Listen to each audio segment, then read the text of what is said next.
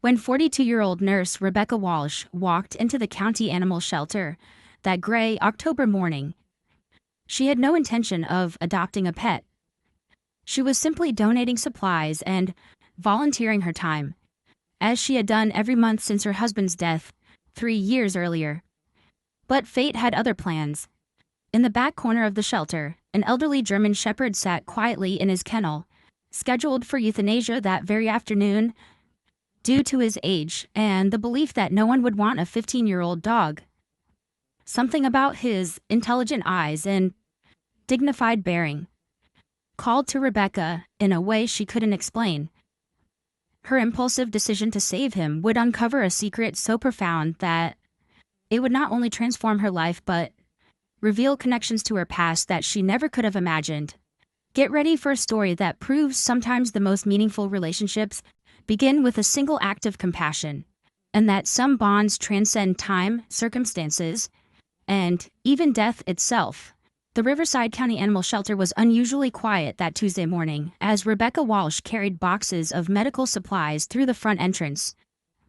As a registered nurse at Riverside General Hospital, she had made it her monthly ritual to donate leftover bandages, antiseptic, and other medical materials that could help care for injured animals.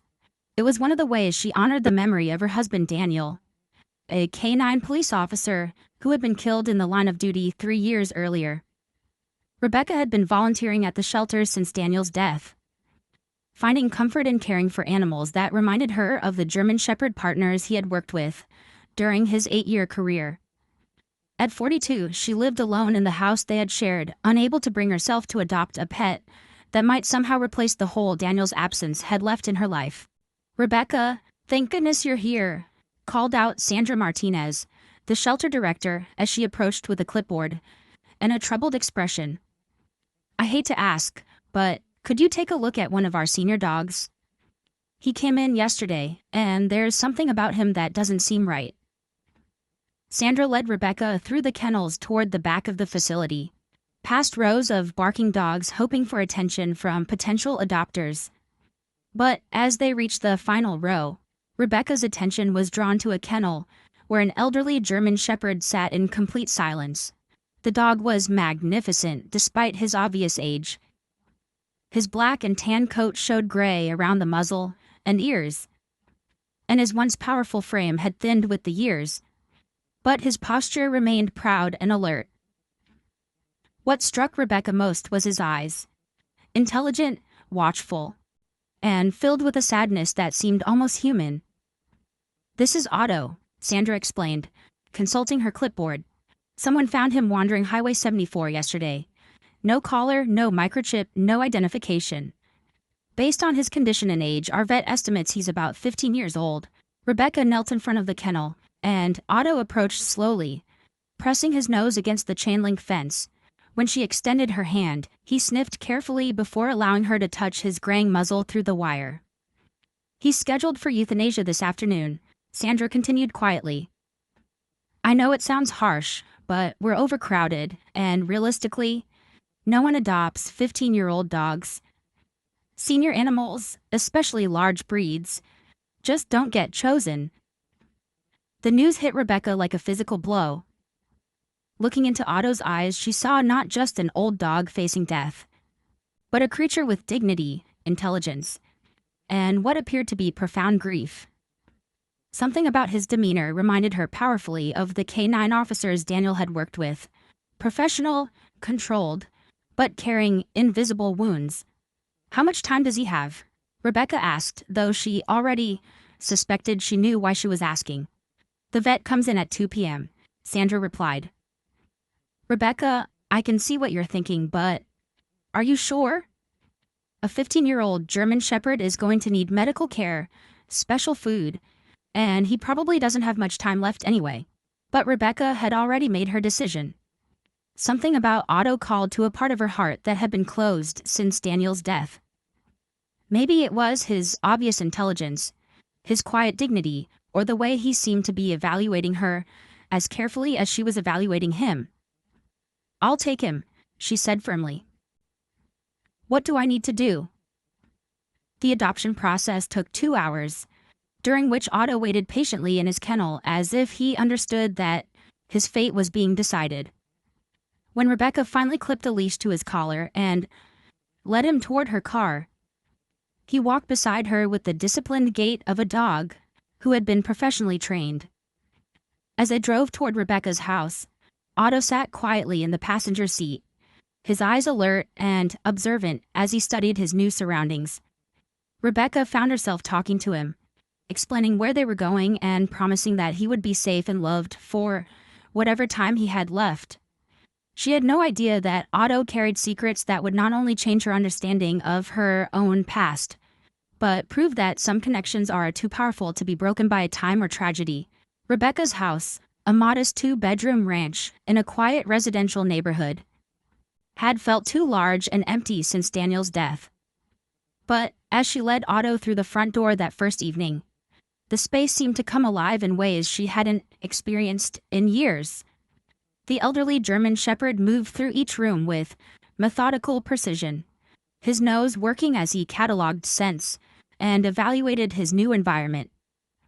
"This is your home now," Rebecca told him as she showed him to the backyard, where Daniel had built a large wooden deck overlooking a small garden. Otto explored the perimeter of the fence with the systematic thoroughness of a security professional, checking every gate latch and noting every possible entrance or exit. The first few days revealed Otto's remarkable intelligence and training. Unlike most shelter dogs who might take weeks to adjust to new routines, Otto seemed to understand house rules instinctively. He never had accidents indoors, waited patiently to be fed, and positioned himself strategically near doorways where he could observe both Rebecca and any potential approaches to the house. Dr. Emily Foster, Rebecca's veterinarian, was amazed by Otto's condition during his first examination. For a 15-year-old German shepherd, he is in remarkable shape, she observed as Otto stood perfectly still during his medical check. His muscle tone suggests he's been active recently, his teeth show professional dental care, and his behavior indicates extensive training. "Are you sure he was actually a stray?" Rebecca had been wondering the same thing. Otto's responses to basic commands were immediate and precise, and he seemed to understand complex instructions that went far beyond typical pet training. When she told him to watch the house before leaving for work, he would position himself at the front window and remain alert until her return. But it was Otto's nighttime behavior that most intrigued and concerned Rebecca. The elderly dog slept on a cushion beside her bed, but he never seemed to truly relax. Throughout the night, he would rise periodically to patrol the house, checking doors and windows with the diligence of a trained security guard. "It's like he's protecting me from something," Rebecca confided to her best friend and colleague, Maria Santos, during a break at the hospital. "But I can't figure out what he thinks the threat might be." Maria, who had known Rebecca since nursing school, had noticed positive changes in her friend since Otto's arrival. "You seem more alive than you've been since Daniel died," she observed. "Maybe Otto is protecting you from loneliness." The breakthrough in understanding Otto's background came during his second week at Rebecca's house. She had been sorting through Daniel's belongings, a task she had been avoiding for 3 years, when she discovered a box of photographs and documents from his police work. As she spread the pictures across the dining room table, Otto approached and began studying them with intense interest. When Rebecca showed him a photograph of Daniel in uniform standing beside his canine partner, Otto's reaction was immediate and dramatic. The elderly dog whined softly, pawed gently at the photo, and looked directly at Rebecca with an expression that seemed to combine recognition with profound sadness. "Do you know something about police work?" Rebecca asked, testing a theory. "Otto, show me your badge." Otto's response was immediate and precise.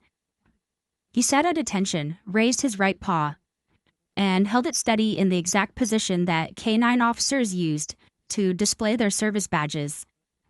It was a move that Daniel had shown Rebecca years earlier, explaining that it was a specialized command used only by trained police dogs.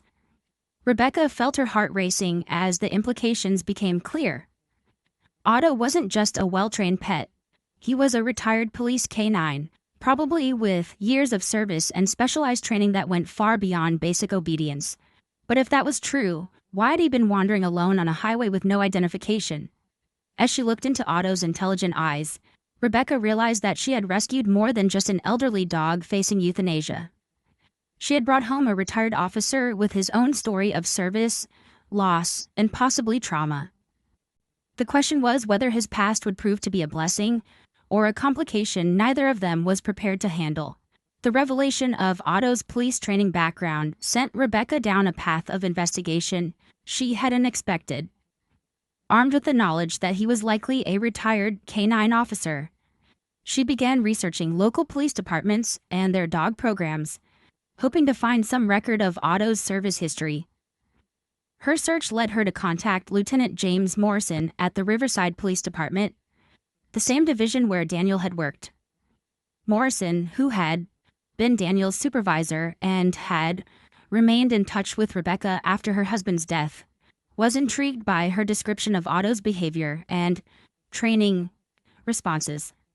"Bring him down to the station," Morrison suggested during their phone conversation. "If he's one of ours, someone will recognize him.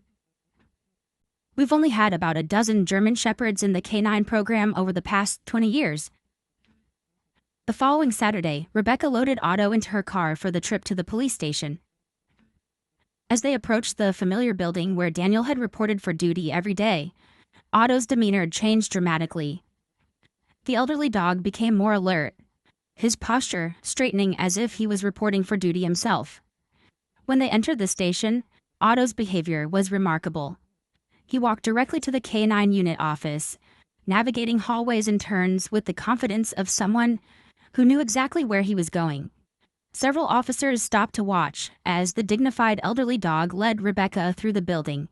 "My God," said Officer Patricia Chen, a K9 handler who emerged from the unit office. "That's Ajax. I thought he was dead." The name hit Rebecca like a lightning bolt. Ajax had been the name of Daniel's first canine partner, the dog he had worked with during his early years on the force. Daniel had spoken of Ajax often, describing him as the most intelligent and loyal partner he had ever worked with. But Rebecca had understood that Ajax had been retired and lived with another handler's family. Officer Chen explained Ajax's history as they gathered in the K9 unit office. "Ajax served with this department for 8 years, she said, reviewing records on her computer. "He was Daniel Walsh's partner from 2008 to 2010 when Daniel was promoted to detective work and couldn't maintain a K9 partnership. The records revealed a distinguished career. Ajax had been involved in hundreds of drug arrests, tracking operations, and building searches. He had received commendations for bravery and had been credited with saving at least 3 officers' lives during dangerous operations." When Ajax retired, Officer Chen continued, "He went to live with Sergeant Mike Torres and his family, but Mike died in a car accident about 6 months ago, and his widow moved out of state. We assumed she took Ajax with her." Rebecca felt pieces of a puzzle falling into place, but the picture they formed was both heartwarming and heartbreaking. Ajax hadn't just been Daniel's work partner. He had been his close companion during some of the most dangerous and stressful years of his career. The bond between them had been forged in situations where they depended on each other for survival. Daniel talked about Ajax all the time, Rebecca remembered. Even years after they stopped working together, he would mention how smart Ajax was, how much he missed working with him. Lieutenant Morrison pulled up additional records that revealed more of the story. "Look at this," he said, pointing to a notation in Ajax's file. After Mike Torres died, his widow tried to place Ajax with other police families, but he was showing signs of severe depression and refusing to eat. She eventually released him to a rescue organization, hoping they could find him a good retirement home. The rescue organization's records showed that Ajax had been adopted and returned 3 times in the past 6 months. Each family reported the same problems. The elderly dog was withdrawn, wouldn't bond with his new family, and seemed to be searching for something or someone he couldn't find. He was looking for Daniel, Rebecca realized with sudden clarity. Or maybe looking for someone connected to Daniel. As if he understood the conversation, Ajax approached Rebecca and rested his graying head against her knee. In that moment, she understood that their meeting at the shelter hadn't been coincidence. It had been Ajax's instinct, leading him to the one person who would understand his grief and honor his connection to Daniel. But Ajax's story was far from over, and his specialized training was about to prove crucial in ways that neither Rebecca nor the police department could have anticipated. 2 weeks after learning Ajax's true identity, Rebecca began to notice changes in his behavior that initially puzzled her, but would soon prove to be life-saving. The elderly German shepherd, who had settled into a comfortable routine of walks, meals, and quiet companionship, started displaying alert behaviors that seemed to have no obvious trigger. It began with subtle changes in Ajax's positioning around the house.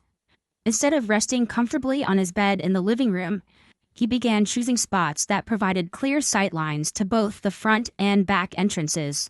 During their evening walks, he would pause at specific locations in the neighborhood, his ears pricked and his nose working as if he detected something concerning. "He's acting like he's on duty again," Rebecca mentioned to Dr. Foster during Ajax's follow-up veterinary appointment. "It's not aggressive behavior, but he's definitely alert to something I can't detect." Dr. Foster, who had been impressed by Ajax's remarkable health for his age, examined him carefully for any signs of anxiety or stress that might explain the behavioral changes. "Senior dogs can sometimes develop cognitive issues that make them more reactive," she explained. But Ajax's responses seem too purposeful and controlled for that. His behavior sounds more like he's responding to actual stimuli. Rebecca might have dismissed Ajax's heightened alertness, if not for an incident that occurred the following week. She had been working a late shift at the hospital and arrived home around 11 p.m. to find Ajax positioned by the front door, his body tense and his eyes fixed on something in the darkness beyond their porch light. When Rebecca approached the window to see what had captured his attention, Ajax moved to block her path, gently but firmly preventing her from getting too close to the glass. His behavior was so unusual that she decided to call the police non-emergency line to request a welfare check of her property. Officer Patricia Chen, who had become interested in Ajax's story since their reunion at the station, responded to the call personally. Her patrol of Rebecca's property revealed fresh footprints in the soft earth beneath Rebecca's bedroom window and evidence that someone had been testing the back gate latch. Ajax knew someone had been here, Officer Chen reported as she completed her incident report. His training taught him to detect surveillance and potential threats. You should trust his instincts. The incident prompted Rebecca to have a security system installed, but Ajax's behavior suggested that he was detecting more than just casual prowlers. His alert responses became more frequent and more specific, always focused on particular directions or times of day that seemed to follow a pattern. Dr. Emily Foster recommended consulting with a specialist in working dog behavior, Dr. Marcus Thompson, who had extensive experience with retired police and military dogs. Dr. Thompson's evaluation of Ajax revealed capabilities that went far beyond standard police canine training. Ajax has been trained in threat assessment and surveillance detection, Dr. Thompson explained after observing Ajax's responses to various stimuli. These are specialized skills typically reserved for dogs working in high-security environments. He's not just alerting to random sounds or scents. He's identifying behavioral patterns that suggest deliberate surveillance. The implications of Dr. Thompson's assessment were unsettling. If Ajax was detecting surveillance, it meant that someone was watching Rebecca's house with enough regularity and purposefulness to trigger responses from a dog trained to identify security threats.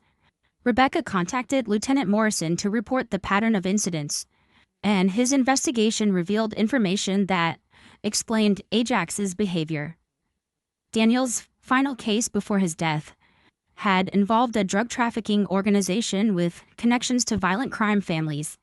Several members of that organization had been recently released from prison, and were known to hold grudges against officers who had been involved in their prosecutions. "We think someone might be conducting surveillance on family members of officers who worked those cases," Morrison explained during a meeting at the police station. Ajax's training would make him sensitive to exactly this type of threat. The revelation that she might be under surveillance because of Daniel's police work was terrifying, but it also made Rebecca grateful beyond words for Ajax's presence.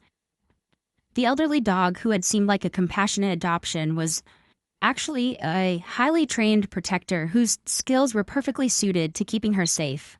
But Ajax's most crucial test was yet to come, and it would require every skill he had learned during his years of service to save not just Rebecca's life, but the lives of everyone she cared about. The threat that Ajax had been sensing materialized on a cold November evening when Rebecca was working the night shift at Riverside General Hospital. She had left Ajax at home, as was their routine, with instructions to watch the house, a command that had taken on new significance since learning about the potential surveillance. At 2:30 a.m., Ajax's acute hearing detected the sound of footsteps approaching the house from the direction that had been triggering his alerts for weeks. But this time, the footsteps didn't stop at the perimeter for observation. They continued directly toward the back door, where someone began working on the lock with tools that suggested professional breaking and entering skills. Ajax's training kicked in with the precision of a machine. Instead of barking or making noise that might alert the intruders to his presence, he activated his alert protocol exactly as he had been taught during his years of police service. Using his mouth to manipulate the security system panel that Rebecca had installed at his eye level, Ajax triggered the silent alarm that would bring police response without warning the intruders. But Ajax's security training told him that police response time might not be fast enough to prevent the break-in. The intruders had successfully defeated the back door lock and were entering the house with the confidence of people who believed it was empty. From his position in the hallway, Ajax could observe two men moving through Rebecca's kitchen with flashlights, clearly searching for something specific. Their conversation, which his training had taught him to listen to for tactical information, revealed that they were looking for anything Walsh might have left behind, and that they intended to send a message if they found what they were seeking. Ajax faced a tactical decision that would have challenged even an active police dog. Engage immediately with limited backup, or allow the intruders to continue searching while maintaining surveillance. His years of experience with Daniel's cases told him that these men represented immediate danger not just to property, but to human life. The elderly German Shepherd made his choice with the calculated precision of a veteran officer. He began implementing what his training had taught him about multiple subject apprehension, using the layout of Rebecca's house to create tactical advantages. Ajax's first move was to disable the intruder's night vision by knocking over a floor lamp, creating noise and confusion while positioning himself in a location where he could control access to both the front and back exits. His second move was to use his intimidation training, revealing his presence with a low, threatening growl that immediately changed the intruder's assessment of the situation. "There's a goddamn police dog in here," one of the men whispered urgently to his partner. This wasn't supposed to be guarded. But Ajax wasn't finished with his tactical response. Using skills that had been drilled into him during hundreds of training exercises, he began herding the intruders toward the front of the house, where police response would be most effective, while maintaining aggressive pressure that prevented them from accessing weapons or establishing defensive positions. The standoff lasted 12 minutes until Riverside police arrived in response to Ajax's silent alarm. Officer Patricia Chen was the first through the door, and she immediately recognized the scene of a trained K-9, controlling suspects exactly as he had been taught. The two intruders, who turned out to be recently released members of the drug organization that Daniel had helped prosecute, were arrested without resistance. Their weapons, which included firearms, and items clearly intended for intimidation or assault, were recovered from their vehicle. Ajax held them in perfect position for arrest. Officer Chen reported to Lieutenant Morrison. He controlled the tactical situation like he was still on active duty. If Rebecca had been home alone without him, this could have been a tragedy. The investigation revealed that the break-in was indeed connected to Daniel's final case, and that similar incidents had been planned against other family members of officers involved in the prosecution. Ajax's alertness to surveillance had detected the early stages of what police now realized was a coordinated intimidation campaign. Dr. Marcus Thompson, who had evaluated Ajax's capabilities, was amazed when he heard about the incident. A 15-year-old dog implementing complex tactical responses under stress is extraordinary, he said. Ajax didn't just remember his training, he adapted it to protect his new family. But the most remarkable aspect of Ajax's heroic intervention was still to be discovered. And it would reveal the final secret that would change Rebecca's understanding of her husband's legacy forever. In the aftermath of the break-in, as police investigators processed the scene and documented Ajax's remarkable intervention, Lieutenant Morrison discovered something that would reveal the deepest secret of all. Among the evidence recovered from the intruder's vehicle was a detailed surveillance file that included photographs, schedules, and personal information about Rebecca that went far beyond what would be needed for a simple intimidation operation. This wasn't random retaliation, Morrison explained to Rebecca during a debriefing at the police station the following day. These men have been collecting information about you for months, and their file includes details that suggest they had inside knowledge about Daniel's work. The surveillance file contained photographs of Rebecca at the hospital, records of her volunteer work at the animal shelter, and most disturbing of all, copies of Daniel's case files that should have been confidential police information. The level of detail suggested that someone with access to police records had been providing information to the criminal organization. X, who had been officially commended by the police department for his heroic intervention, seemed to understand that the investigation was ongoing. His alert behaviors continued, but they had shifted to focus on different areas and different patterns, as if he was detecting new types of surveillance or threats. Dr. Marcus Thompson, who had become fascinated by Ajax's capabilities, requested permission to conduct more extensive testing of the elderly dog's skills. What he discovered during these sessions revealed abilities that went far beyond standard police K9 training. Ajax has been trained in counterintelligence detection, Dr. Thompson reported after completing his evaluation. He can identify electronic surveillance equipment, detect chemical signatures associated with explosive devices, and recognize behavioral patterns that suggest undercover operations. This is military-level training that's extremely rare in civilian police dogs. The revelation prompted Lieutenant Morrison to dig deeper into Ajax's service records, and what he found explained everything. Ajax hadn't just been a standard police K9. He had been part of a joint federal task force that included DEA, FBI, and military personnel working on cases involving organized crime and domestic terrorism. Daniel never told me he was working federal cases, Rebecca said as she processed this information. He always said he was doing regular detective work. Morrison's investigation revealed that Daniel's final assignment had been as an undercover liaison with federal agencies, using his local police credentials as cover for infiltrating the drug organization that had ultimately killed him.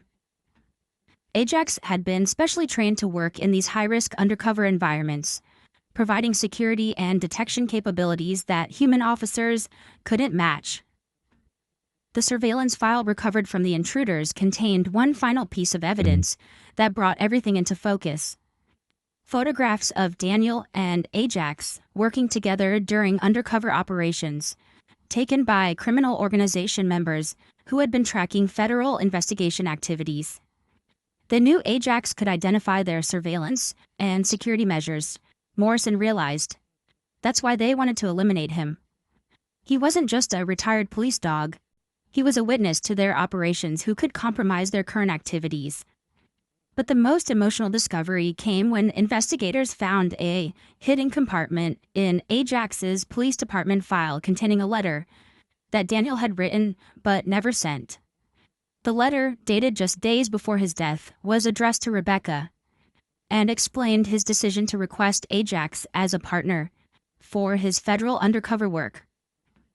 In the letter, Daniel wrote, "If something happens to me, I hope Ajax will find his way to you somehow. He's not just a partner, he's been trained to be a protector. And I can't think of anyone who deserves that protection more than you. He knows things about my work that could keep you safe if my cases ever come back to threaten our family." The letter revealed that Daniel had specifically requested Ajax's advanced training, knowing that the dangerous nature of his undercover work might put Rebecca at risk even after his death. Ajax's specialized skills in surveillance detection and threat assessment had been chosen specifically to protect the wife Daniel knew he might not be able to protect himself. "Daniel planned for Ajax to be your guardian," Morrison told Rebecca as they finished reading the letter together. "He couldn't tell you about the federal work because it was classified, but he made sure you would have protection if you ever needed it." As Rebecca looked at Ajax, who was resting quietly beside her chair in the police station conference room, she realized that his arrival at the shelter hadn't been coincidence or fate. It had been the fulfillment of a promise that Daniel had made years earlier, ensuring that even after death, his love and protection would continue to shield her from harm. But Ajax's story was far from over, and the most beautiful chapter was yet to be written. 6 months after the break-in incident, Rebecca's life had transformed in ways she never could have imagined when she first walked into the animal shelter to save an elderly German shepherd from euthanasia. Ajax, now recognized as a hero by both the police department and the community, had become not just her companion but her partner in a new mission that honored both his skills and Daniel's memory. The success of Ajax's intervention had attracted national attention to the capabilities of retired working dogs and the need for specialized programs to place them with families who could benefit from their unique training. Rebecca, working with Lieutenant Morrison and Dr. Marcus Thompson, had established the Daniel Walsh Memorial Foundation, dedicated to matching retired police and military dogs with widows and families of fallen officers. Ajax proved that these dogs don't stop being protectors when they retire. Rebecca explained to a group of law enforcement families during the foundation's first placement ceremony. They just need to find new people to protect. The foundation had already successfully placed 12 retired working dogs with families who had lost officers in the line of duty. Each placement was carefully matched based on the dog's specialized training and the specific security needs of the family, creating partnerships that provided both emotional comfort and practical protection. Ajax, despite his advanced age, had become the program's demonstration dog, showing other retired working dogs how to adapt their skills to civilian protection duties. His calm demeanor and obvious contentment in his new role inspired younger dogs who were struggling with the transition from active duty to retirement. Dr. Emily Foster, who had been monitoring Ajax's health throughout his remarkable transformation, was amazed by the elderly dog's vitality and purpose. "When Rebecca first adopted him, I gave Ajax maybe 6 months of comfortable life," she admitted. "Instead, having a meaningful job again has added years to his life. He's healthier and more energetic at 16 than many dogs half his age." The foundation's work had also led to changes in how police departments handled the retirement of their K-9 officers. Instead of simply placing them with handler families or approved adopters, departments now worked with the foundation to identify families who could benefit from the dog's continued service in protective roles. Rebecca had taken early retirement from nursing to manage the foundation full-time, finding that her medical background was invaluable in assessing both the dog's health needs and the family's security requirements. Her house had been modified to serve as both a temporary care facility for retiring dogs and a training center where families learned to work with their new protectors. Ajax had embraced his role as elder statesman of the program, patiently teaching the younger dogs the nuances of civilian protection work while continuing to provide security for Rebecca. His alert behaviors had evolved from detecting specific threats to providing general household security, but he remained vigilant and protective. The criminal organization that had targeted Rebecca had been successfully prosecuted, with Ajax's intervention providing crucial evidence about their surveillance and intimidation tactics. Several members received lengthy sentences, and the investigation had exposed the police department insider who had been providing confidential information, ensuring that other officer families would be safer. But perhaps the most meaningful development was the relationship that had grown between Rebecca and the community of law enforcement families who had found purpose and protection through the Foundation's work. Monthly gatherings brought together widows, children, and their canine protectors, creating a support network that honored fallen officers while building new forms of family and security. Daniel would be amazed by what Ajax has accomplished, Rebecca told Maria Santos as they watched Ajax supervise a training session where a recently retired Belgian Malinois was learning to work with the family of a fallen DEA agent. He saved one life by adopting Ajax, but Ajax has saved dozens of families by showing them they don't have to face danger alone. Ajax, now 16 years old but still proud and alert, had found a way to honor his training while creating a legacy that extended far beyond his own service. Each dog placed through the Foundation carried forward his example of dedication, protection, and love that transcended the boundaries between duty and family. As the sun set over the Foundation's training facility, Rebecca and Ajax walked the perimeter together, a routine that had evolved from his original security patrols, but now served as quality time between partners who had found their perfect match. The elderly German Shepherd moved with the confidence of a dog who knew his value and his purpose, while Rebecca walked with the security of someone who understood that love and protection could come in the most unexpected forms. The Foundation's motto, inscribed on a memorial wall honoring both fallen officers and their canine partners, captured the essence of what Ajax had taught everyone. Service never ends, love never dies, protection never stops.